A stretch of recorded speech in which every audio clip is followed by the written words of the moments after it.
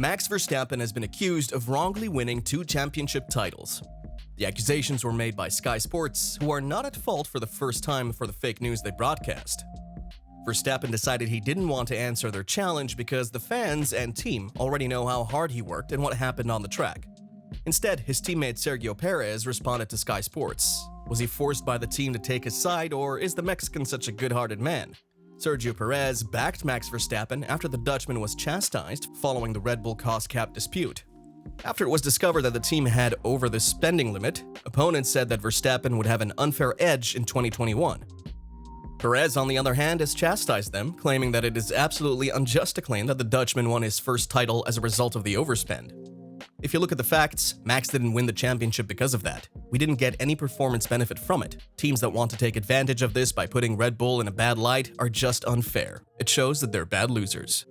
Following comments from Sky Sports analyst Ted Kravitz concerning the manner in which Verstappen earned his 2 titles, the Dutchman chose to avoid the broadcaster over the Mexican Grand Prix weekend. This was subsequently settled following a discussion between Red Bull and Sky, with Formula One management serving as a middleman. Perez stated that he supports the boycott and feels that the team can help educate people about social media. We all have to be careful what we say, both the drivers and the media. The way we present the news can look bad or normal. I think we play a part in bringing something less intense. Social media is becoming increasingly toxic, and I don't think it's appropriate for them to put Max and Red Bull in a bad light. The Mexican also shouts out boos for competitors, which is frequently directed at drivers who dominate for an extended length of time.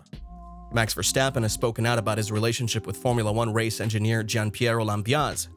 Lambiase has been the radio voice behind all of Verstappen's 35 Grand Prix triumphs, having served as the Dutchman's race engineer since the 2016 Spanish Grand Prix when he was promoted from Toro Rosso to Red Bull.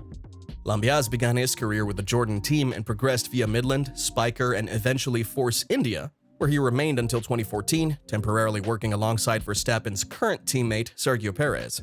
Red Bull then signed him, although as Verstappen says, he probably expected to work with Red Bull's former world champion.